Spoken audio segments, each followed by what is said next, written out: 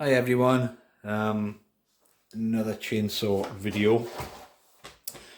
I need to figure out what's gone wrong with my beloved MS230. This is my go-to saw for most work that I do. I was actually clearing out some diseased ash tree yesterday and I went to start it and this happened. Now you could say, okay, well, that's what's supposed to happen. But this is actually the Stihl Ergostart. And what happens is, when you pull it, you can even just pull it small amounts. There's a recoil spring in here and a clutch, and it stores the energy. And then when it reaches a certain point, it lets go, starts the saw. That's not happening. Actually, you can hear that. Yeah, that's not catching at all, is it? Okay, so I'm going to take this apart, see what we can see. Genuinely, that one. I genuinely don't know what I'm going to find here. Actually, this is this is quite beaten up. This saw, but I am determined to just keep on using it and keep on replacing bits on it until it finally gives up the ghost and I can't repair it. This housing, this recoil starter housing actually is a bit cracked, but it's not a structural part. So I'm not going to look to replace this because they are quite, this whole housing with the recoil arrangement inside it is actually quite an expensive piece of kit to replace. I'm just going to see if I can get access to the spring. I suspect the recoil spring has broken, so we shall find out as we get inside here. The chainsaw itself is fine. If I could start it, it would run. There's probably a good chance that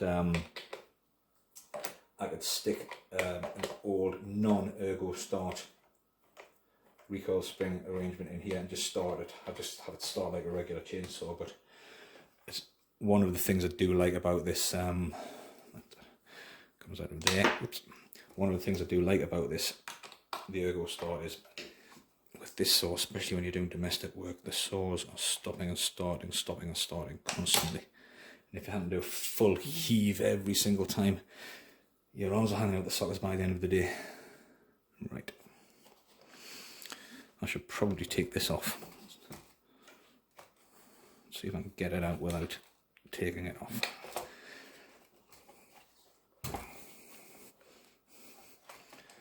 Okay. Aha. No, hang on. Good. Oh, there we are. Interesting. That's where the earth is. Nice and tight. That's the catch for the actual engine start. If I turn this over carefully, you should hear the engine pop. I'm going to make sure that's turned off. There it is. So if I put a drill on here and fired this up, this would actually start the saw. But we don't want to do that. So here we are. Say this whole unit is expensive to replace. I'm just going to have a look to see if I can figure out what's going on with the spring. You can see here where it's actually cracked. Now I'm aware of this, but it's not a structural part, and until the whole thing actually lets go, I'm not going to replace this. Right. Let's have a look.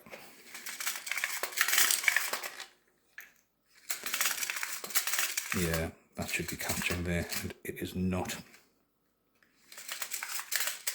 So what has to happen? It looks like that has to come out. Okay. I'm just going to check this doesn't have a counterclockwise thread actually. If it's going that way, I wonder if this has got a counterclockwise thread. Let's see if I can tighten it a little. No, nothing there, no movement.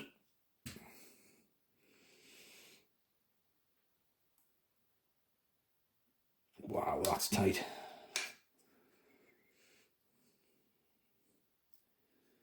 I wonder if I should remove these. I'll put my hands up here and I'll say I have never had an Ergostart apart.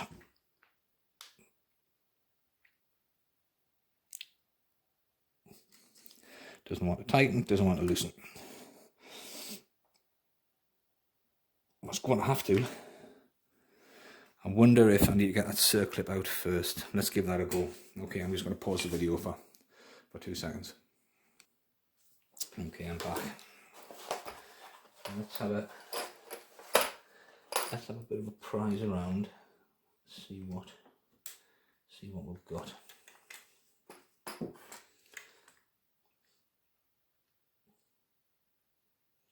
Okay, I need something small like that to go into there.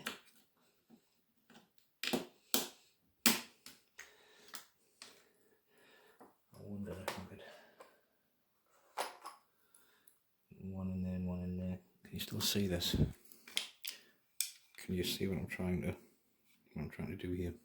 That circlip there is what I'm trying to get out. I think it may be stopping this screw coming out. That's the usual purpose of them. My God, that is awkward.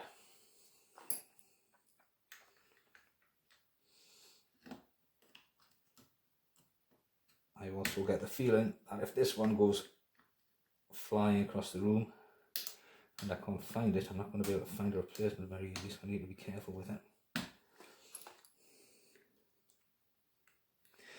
I hate circlips with a vengeance. Passion.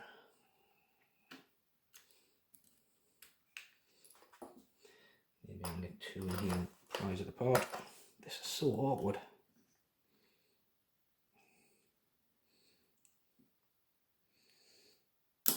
This is where you need, we have movement. This is where you need that third pair of hands. There we go. Keep that somewhere safe. Now that just lifts off. Okay, that looks, I don't know, that looks okay to me, but then again, I haven't seen this part before. Now what have we got in here? That.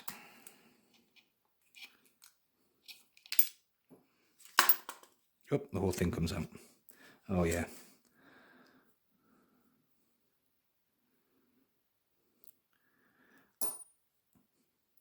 Okay, that's just fallen off the far side. I'll keep these things in order.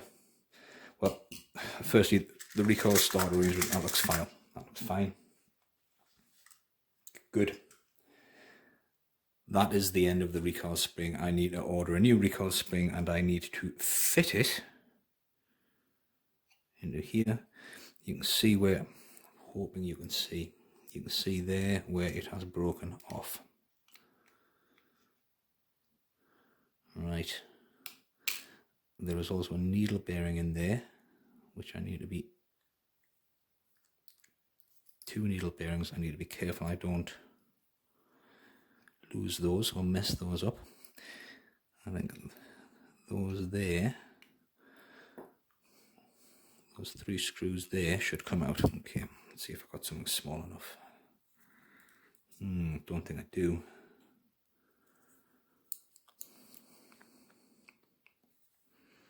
Please be small enough. Yes. Okay. 1, 2, 3. Okay, that's all cracked off. I'm just going to use a screwdriver now to just quickly get them out.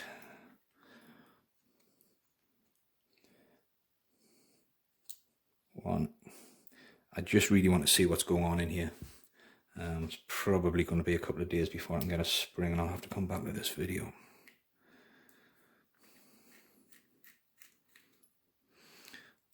Oh, give this a bit of a clean as well while I'm on.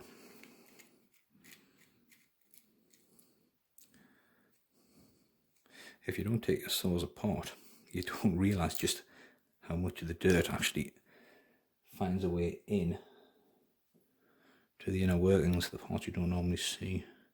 Okay, I'm going to take this off now. I'm going to hope that this spring doesn't come flying out. It hasn't. That's good news. There we go. So that is where that has broken off, and it looks as though that has to sit in there.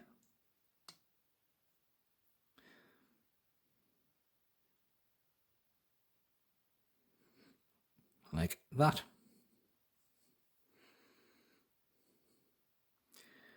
Very good. Okay, new spring required. I have no idea how to actually fit this.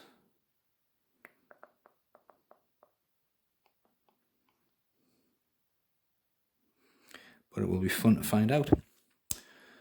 There we go. I shall now order a spring, and I shall continue this video in a few days. Hey everybody, I'm back. A few days later, ordered the bits I need. A couple of things I'll point out. When I actually went into the parts diagram to actually look for the replacement spring for this, which I'll open again briefly to show you, it became apparent that you can't actually buy the spring separately. You've got to actually purchase the whole unit, so that's what I did. It was also, because this is an older chainsaw, it was also a little tricky to actually find the correct part number. In the end, this is a Stihl Ms230. In the end, I discovered that the part for the Ms250 would actually fit this. So this actual spring, you can't purchase separately.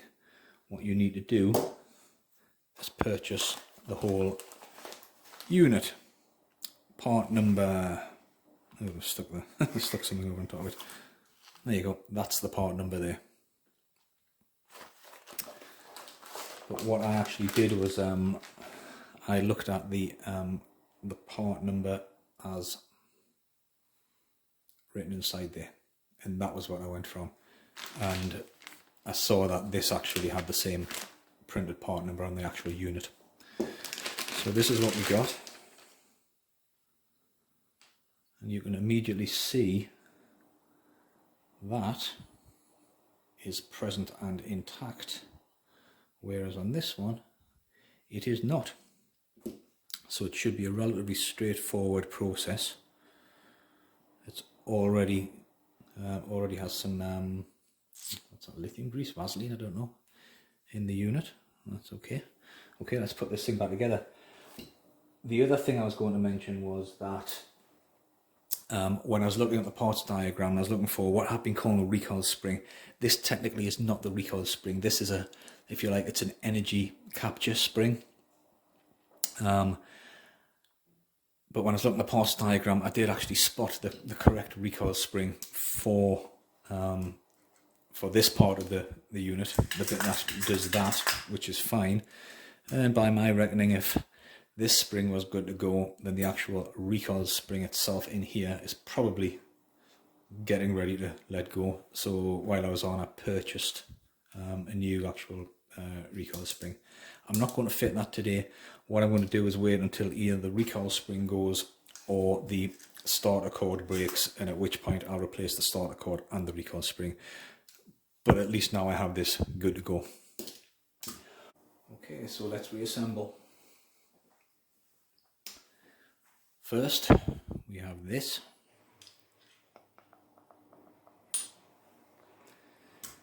Next, we have this. Now this engages, don't know if you can see that. That little loop on the spring there goes into that slot there, like so. Washes in. This then goes onto there. And we go. And already that's working. Already you can see that. Where's that other washer gone? Oops, stuck in there. That washer, down we go, there. And then my least favourite part of any job, putting the circlip back on. Let's see how we get on here then. Well, finally I got this tiny little circlip in. Extremely fiddly job due to the fact that it's down in a recess, and also I don't have any circlip pliers.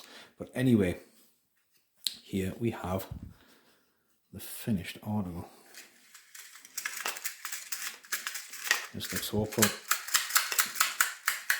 Yeah, that's good. Let's get it back on the saw and let's see if it works.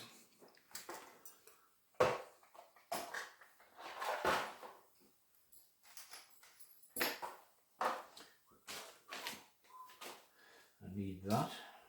I don't need these.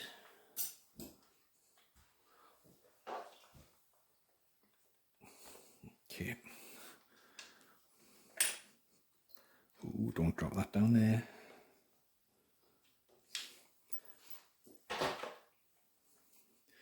Which one of these was that? That one.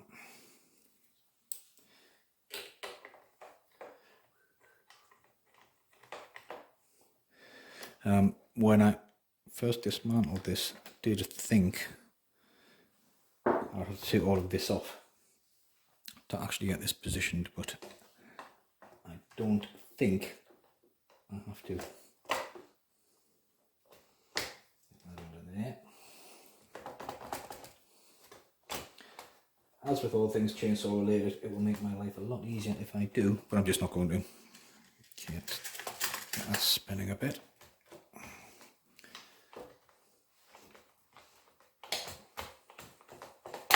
There we are. Feels hopeful. Let's get these back in.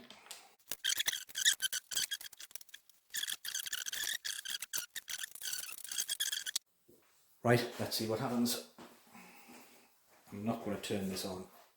We're just going to check the energy capture.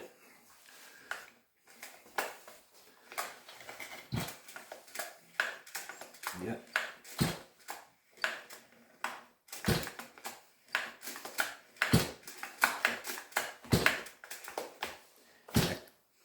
Excellent. That works. Okay. Oops, still going. Wow. That spring is actually a lot stronger than the one I've taken out. It's still kicking over, still coughing over, can you hear it? That's a lot stronger than the one I've taken out. Actually, this should improve the starting as well. Not that there was ever a massive problem with this saw, but that's good. Okay, very happy with that. Thanks for watching. Please remember, like and subscribe. There'll be more chainsaw and forestry videos coming soon. Thanks a lot. Bye bye.